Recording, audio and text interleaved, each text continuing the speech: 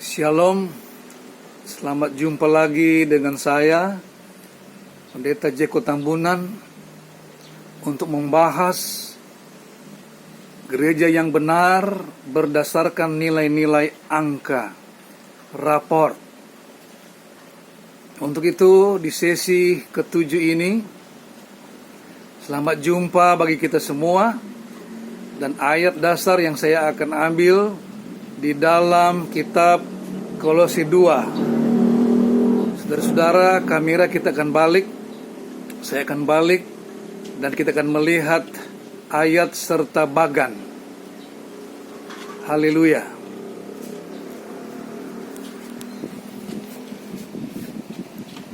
Ayat yang saya akan ambil di dalam Kolose pasal 2 ayat 6. Judul perikop kepenuhan hidup dalam Kristus. Kamu telah menerima Kristus Yesus Tuhan kita. Karena itu hendaklah hidupmu tetap di dalam Dia. Hendaklah kamu berakar di dalam Dia dan dibangun di atas Dia. Hendaklah kamu bertambah teguh dalam iman yang telah diajarkan kepadamu, dan hendaklah hatimu melimpah dengan syukur. Saudara-saudara, kita pindah di sini. Ada tabel keselamatan. Sekedar untuk saya perkenalkan. Mungkin ini nanti dibahas di sesi berikut lagi. Kita melihat di sini ada 9 kolom, 7 baris. Di sana kolom 1 tentang perjanjian, kolom 2 pemilihan, kolom 3 proses, kolom 4 pembangunan, kolom 5 iman, kolom 6 nilai, kolom 7 tabernakel, kolom 8 doa sempurna, kolom 9 persekutuan roh. Nah, tabernakel saya sudah bahas di sesi 1. Doa sempurna sesi 5 mungkin ya. Persekutuan roh sesi 6. Dan sekarang kita masuk di nilai. Puji Tuhan. Tetap kita perhatikan. Sekarang kita pindah di grafik keselamatan. Saudara-saudara boleh melihat grafik keselamatan, yaitu gereja yang sempurna sebagai tubuh Kristus. Kita mulai dari dasarnya, sola gratia, pengadaan keselamatan, anugerah, kasih karunia dari Tuhan Yesus, itu harus diterima, harus direspon dengan iman, sola fide, aplikasi, pengampunan. Itu berada pada titik 0. Nah, kita sudah membaca tadi di Kolose, hendaklah berakar. Berakar di sini ada 7 lapisan. Lapisan pertama beriman. Lapisan kedua beriman plus. Lapisan ketiga persekutuan roh iman. Lapisan keempat kontrol iman. Lapisan keenam tugas iman. Lapisan ketujuh hasil iman. Mungkin itu akan dibahas berikut. Kita perhatikan lagi. Dibangun. Poin pertama percaya. Poin kedua bertobat. Poin ketiga baptis air. Poin keempat baptis roh. Poin kelima dipimpin roh. Poin keenam setia. Poin ketujuh sempurna. Itu pertumbuhan. Tadi dikatakan tetap di dalam Dia, dibangun. Nah, tetap kita akan lihat di sini. Angka 17 adalah unsur roh. Angka 25 unsur jiwa. Angka 30 unsur tubuh. 40 hidup baru. 50 karakter. 75 kerja. 100 tanggung jawab. Ini angka-angka yang kita akan nilai dari pertumbuhan perkembangan gereja. Terus, apa yang terjadi dari unsur roh dengan percaya? Pengudusan.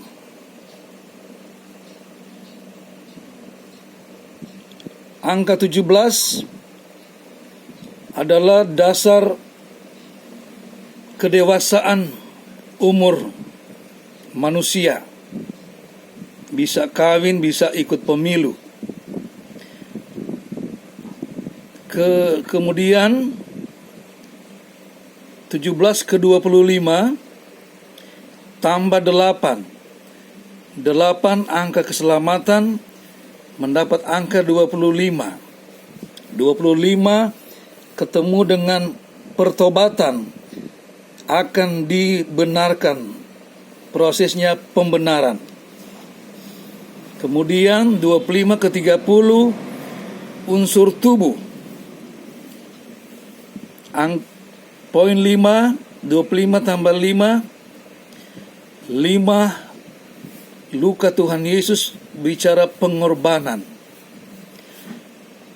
30 umur Tuhan Yesus, umur 30 dibaptis dengan air. Itu poin pertumbuhan ketiga. Berarti lahir baru. Dia akan ketemu lahir baru. Dan adopsi, pengangkatan anak. Setelah Yesus keluar dari dalam air, maka suara dari langit, "Inilah anakku yang kukasihi." Baptisan air, sedangkan Tuhan Yesus harus dibaptis. Bagaimana dengan manusia, orang yang percaya? Kemudian 30 ke 40 hidup baru. Hari ke-40 Yesus naik ke surga. Itu ketemu dengan baptisan roh. Poin keempat, akan masuk kepada dewasa rohani. Lahir baru, hidup baru, maka dewasa. Dewasa itu menuju ke angka 50.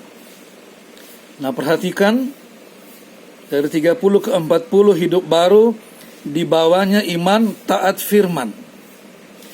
40 ke 50 taat doa. Murid-murid 10 hari 10 malam berdoa. Karakter roh terbentuk sempurna. Nah, 50, angka 50 di tingkat 5 dipimpin oleh roh.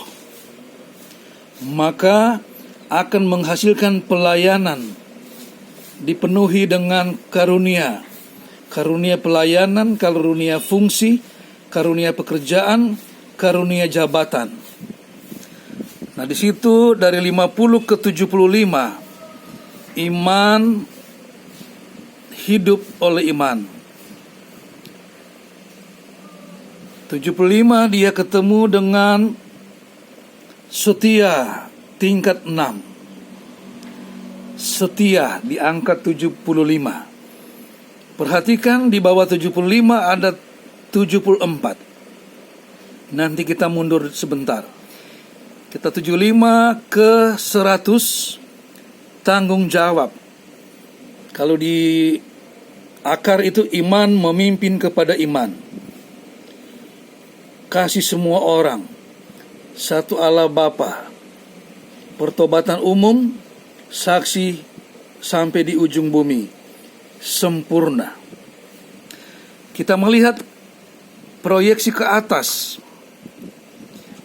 100 proses keselamatan akan ketemu dengan sempurna. dia akan menuju kepada gereja yang sempurna sebagai tubuh Kristus dalam kemuliaan yang kekal, dalam proses kekudusan. Nah, kita melihat di sini ada angka 74. Dari mana angka 74? Angka antikris 666 bahagi 9, dia mendapatkan 74. 9 angka roh. Maka 75 kurang 1 dapat 74. Artinya setia, dia berpaling, murtad. Sudah setia, tetapi di saat dia berpaling balik kanan, meninggalkan iman, meninggalkan pertobatan, meninggalkan kasih yang mula-mula, seperti jemaat Efesus, itu murtad namanya.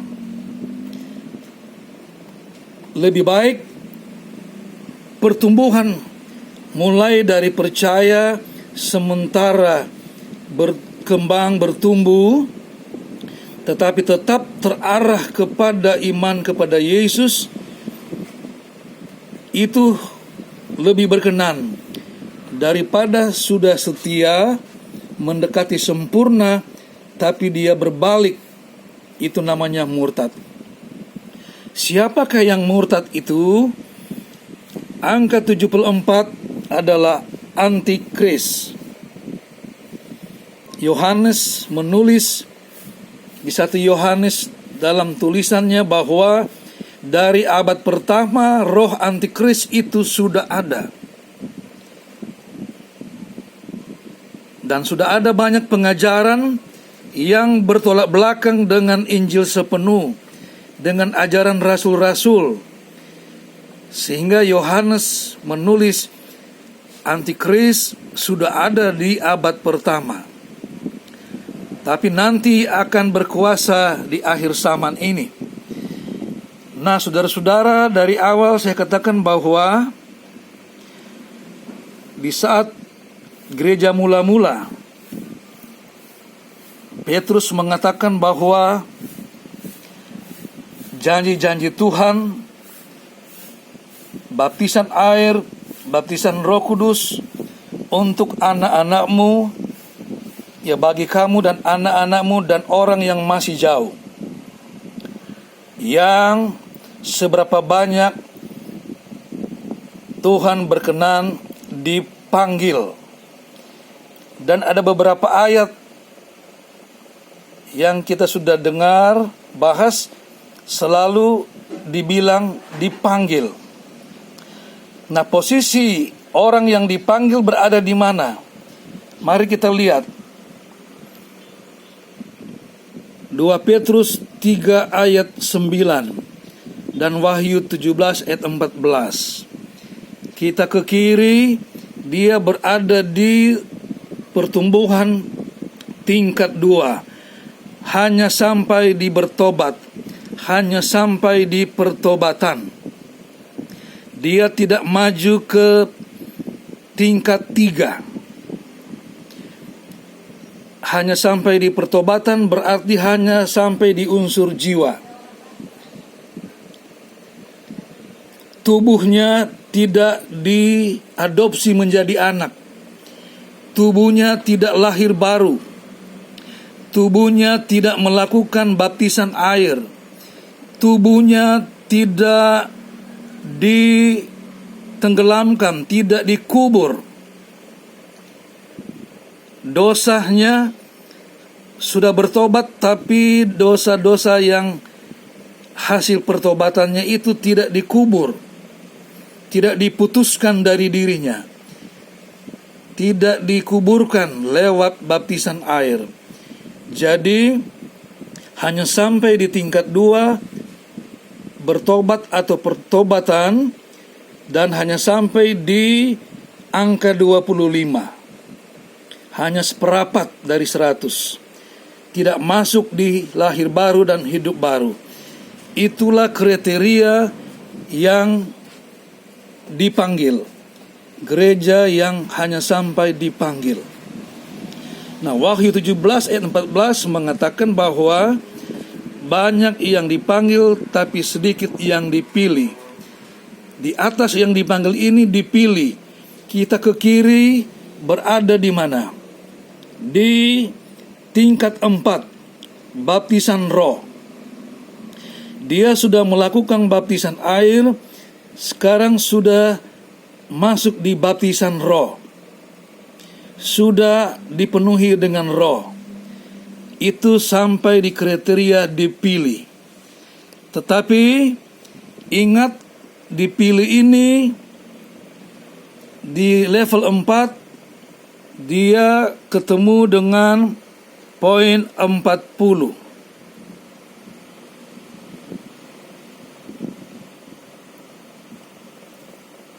Iya. Poin 40. Poin 50 pun masih di bawah 74. Kalau ingat di sesi pertama di Tabernakel Musa, iman, kemudian kolam pembasuhan masih berada di halaman. Roh dan jiwa dan tubuh masih ada di halaman. Dan Wahyu menulis bahwa yang ada di halaman akan diinjak-injak oleh penguasa gelap, oleh antikris. Jadi biar sudah dibaptis dengan air pun masih di halaman ukuran tingkatan rohaninya. Belum masuk di dalam ruang kudus. Ini sangat jelas dengan perhitungan angka. Nah, sekarang yang dipilih itu di hidup baru dan lahir baru dan sudah dibaptis oleh Roh Kudus. Sudah menjelang dewasa, dipilih. Tetapi ternyata rohaninya sudah dewasa, tetapi tidak masuk di dalam pelayanan, tidak mau berkarya, tidak mau mengerjakan tugas-tugas pelayanan, tidak mau melakukan fungsi yang ada dalam dirinya, tidak mau menggunakan talenta karunia yang ada, tidak mau taat iman, hidup oleh iman, tidak mau bekerja, tidak mau bertanggung jawab, tidak mau iman memimpin kepada iman. Dia hanya sampai di baptis roh saja. Dia tidak mau dipimpin oleh Roh Kudus. Sementara Yohanes menulis anak Allah dipimpin oleh Roh Kudus. Nah, kita boleh melihat di sini dipimpin oleh Roh Kudus pun masih di bawah setia, masih di bawah murtad. Supaya jelas kita lihat di angkanya. Angka 74 ada di bawah kekuasaan antikris. Maka gereja Tuhan, gereja yang benar menuju sempurna, punya nilai 75. 75 yaitu menuju kekudusan. Gereja yang memfungsikan karunia, talenta, pelayanan, fungsi karunia, pekerjaan, jabatan. Saudara-saudara, saya akan sambung di sesi berikut tentang gereja yang benar dan kudus. Sesuai dengan perkenalan di awal bahwa ada tabel keselamatan yang belum saya ulas. Nah, untuk poin-poin dalam gereja yang benar dari sesi 1 sampai 7 ini, tentang raport gereja atau angka-angka nilai-nilai gereja yang benar, saya yakin cukup jelas dan sangat jelas untuk kita fahami. Namun bagi saudara yang rindu menyelidiki, punya pendapat, punya ide, punya karunia, silakan kita berbagi, baik kepada saya maupun kirim di YouTube untuk kita belajar bersama-sama. Kita belum ada yang sempurna, saya pun belum. Tapi dengan melihat di YouTube adalah cara Tuhan untuk mengungkapkan, menjabarkan pelajaran-pelajaran yang benar. Maka saya mempunyai seperti ini, 7 sesi untuk judul gereja yang benar. Ini tanggung jawab saya, ya, untuk menyampaikan kepada semua jemaat seisi dunia lewat medsos untuk menyampaikan yang benar. Kalau saya tidak sampaikan, terbeban terus. Nah, oleh sebab itu, pada sesi ini kiranya apa yang saya sudah utarakan, saudara-saudara boleh belajar dan tanya. Ayat-ayat saya belum ungkapkan. Nanti saya akan masuk pada sesi yang berikut, 1 poin per poin.